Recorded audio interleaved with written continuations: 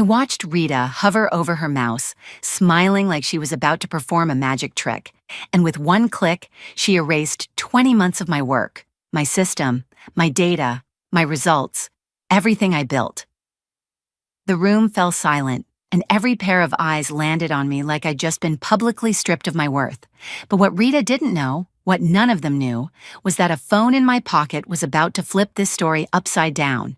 If you're new here, subscribe and tell me in the comments, what would you have done? I didn't walk into Ironwood Transport expecting to fight a war, but that's exactly what it felt like from the first week. After 10 years in Air Force mobility operations, I thought civilian logistics would be a quieter chapter. More clipboards, fewer emergencies, more adults acting like adults. Instead, I stepped straight into a storm of chaos that everyone had decided to accept as normal. Missed delivery windows, angry clients, drivers burned out, supervisors pointing fingers at each other. Every day felt like déjà vu, the same problems looping endlessly like a broken training video no one bothered to fix. I kept thinking, this can't be real. People here look tired, defeated, like you were supposed to follow a script, even when the script clearly made everything worse. And supervising all of this was Rita Powell, a woman who loved efficiency only when it made her look good and hated initiative whenever it didn't come with her name attached. On my third day, she cornered me near the dispatch board, tapping her nails like she wanted to drill holes through my forehead. "You follow procedures here. We don't improvise. We don't analyze. We execute," she said, leaning in like she expected me to salute. I nodded because it was easier than explaining that, in the Air Force, improvisation is what prevents casualties. But I kept my mouth shut. No sense in arguing with someone who measured leadership by how loudly she clicked her heels across the hallway. Still, even with her cold stares and her obsession with manuals written a decade before half our clients existed, I tried to do the job the way they wanted, until I realized the job they wanted was actually making everything fall apart. Take my first Denver route review. Kendra, one of our best drivers, kept getting written up for late arrivals. I listened to her explain the morning chaos at the site, how their mandatory safety briefings pushed everything back. The way she talked about it, you could tell she cared, but nobody had ever taken her seriously. I called the site supervisor myself and asked a simple question. "What time actually works for your crew?" The man practically sighed in relief, like no one had ever asked before. I shifted the delivery window by 2 hours. Problem solved. Zero drama, zero late arrivals. But when I mentioned the fix to Rita, she barely glanced up from her mug. "Don't adjust client expectations," she snapped. "We tell them when we arrive, not the other way around." That was the moment I knew something was deeply broken here. Not the people. Kendra was sharp. The drivers were committed. The clients weren't unreasonable. The problem was leadership pretending logistics was a robot operation, as if real humans weren't at the center of every moving part. And even then, even while I felt that familiar itch to build a real system, a real picture of what was happening behind the scenes, I still tried to play it their way, for a while. But the longer I stayed, the clearer it became. Ironwood didn't just need better coordination. It needed someone who could see patterns everyone else ignored. Someone who understood that operations fail when people are invisible. Someone willing to break the rules everyone else worshipped. I didn't know it yet, but that someone was about to be me. I didn't set out to create some secret system. Honestly, all I wanted was to stop feeling like every shift was a firefight with no backup. But the more I observed, the clearer it became that the real problem wasn't our trucks, our routes, or even our clients. It was the blind spots everyone pretended didn't exist. Blind spots kill missions, military or not. The first one I noticed happened on a Tuesday that already felt like it had lived a lifetime before noon.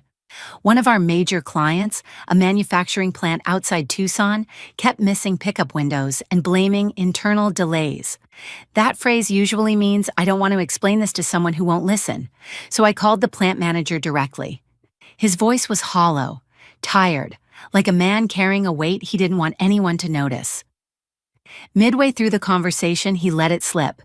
His wife was going through aggressive chemo treatments, and he'd been trying to juggle everything without letting it show. Suddenly, the delays made sense. He wasn't forgetful or disorganized, he was operating in survival mode. I documented it in my notes, not because I was nosy, but because it mattered.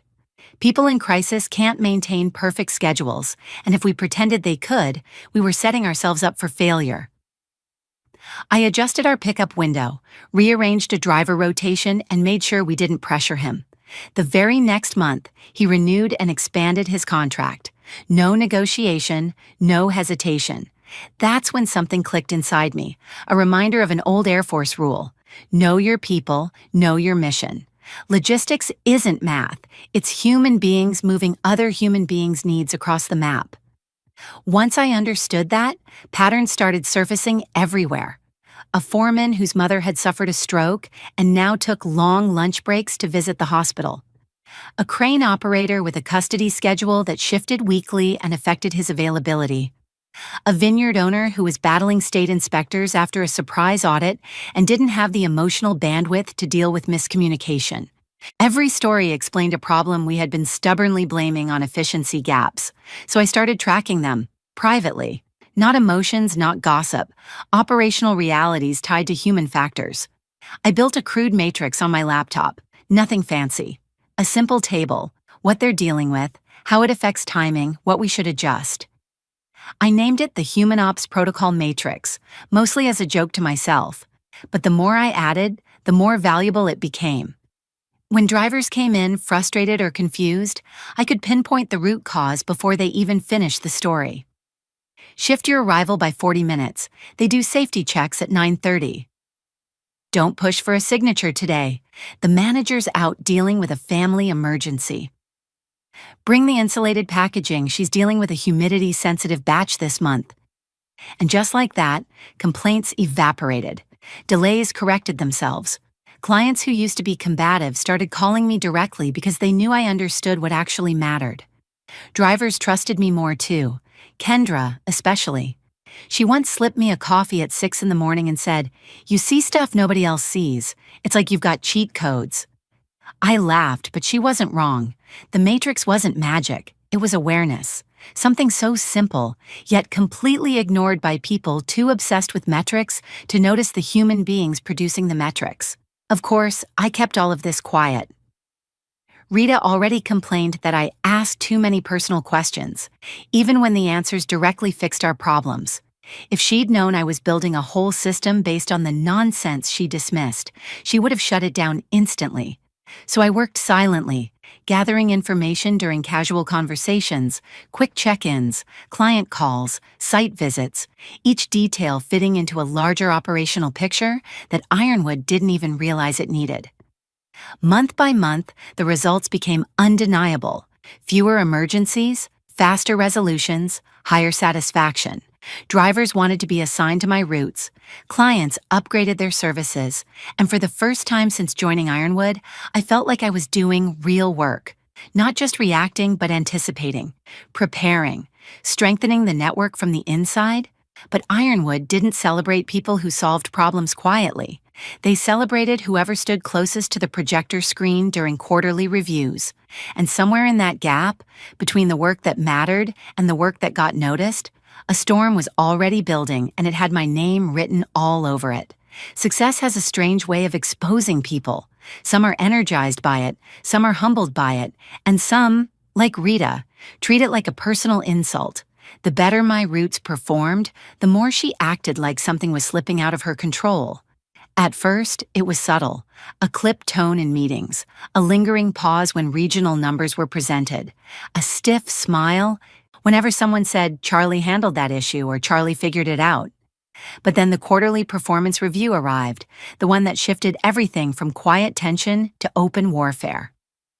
It was a Thursday morning, the kind where the conference room still smelled like burnt coffee and the projector took forever to warm up. The regional director, a man named Howard who wore the same navy blazer every season, clicked through a series of mundane slides about fuel costs and compliance updates. Everyone was half listening until he flipped to a chart that made the room straighten. A steep blue line ran upward across the Pacific Southwest region. Our region. He cleared his throat. Client satisfaction has increased 43% this quarter. he said, tapping the chart. That is our largest jump in 5 years. People actually applauded. Not the polite kind, but genuine relieved applause from drivers who were tired of getting yelled at by clients, from dispatchers who were sick of fires they didn't start. I stayed quiet, hands folded, pretending not to notice the sideways looks being thrown at me across the table. But I noticed Rita. Her jaw tightened. She didn't clap, she didn't shift, she didn't even blink. She just stared at the screen like it had personally betrayed her. Howard continued. Route efficiency is up, contract renewals are up, service upgrades increased significantly. That was the part that hit her, because upgrades meant revenue, and revenue meant someone not named Rita, was driving results. When the meeting ended and people were filing out with a buzz of optimism, I grabbed a refill of stale coffee from the break room. Rita followed me inside, closing the door behind us. We need to discuss your methodology, she said, her voice as cold as the metal table she leaned against. I played dumb. Which part? She stepped closer, invading my space the way insecure managers do when they want to re-establish hierarchy. Don't act oblivious, she snapped. You think I don't know this performance spike is tied to whatever side project you've been running? I kept my tone level. Clients responded well to better communication and that's not what I'm talking about, she said sharply. This emotional manipulation routine you've been pulling, it's creating unrealistic expectations. There it was. She couldn't fight the numbers, so she attacked the humanity behind them. Driver satisfaction is higher than it's ever been, I said. Client upgrades don't happen because of manipulation. They happen because we finally understand. No. She sliced her hand through the air. You're making us look unstable. Management protocols exist for a reason. You do not get to reinvent them. She pulled a printed memo from her folder and dropped it onto the table like evidence in a trial. Effective immediately, you're being reassigned to special projects. I skimmed the first lines. She wanted a full analysis of my client interactions, my decisions, my adjustments, every deviation from standard protocol. Deadline, 3 weeks. I knew exactly what this was. A trap disguised as an opportunity. Bury me in paperwork, extract my process, remove me from daily operations so she could reclaim credit. Classic move. Understood, I said quietly,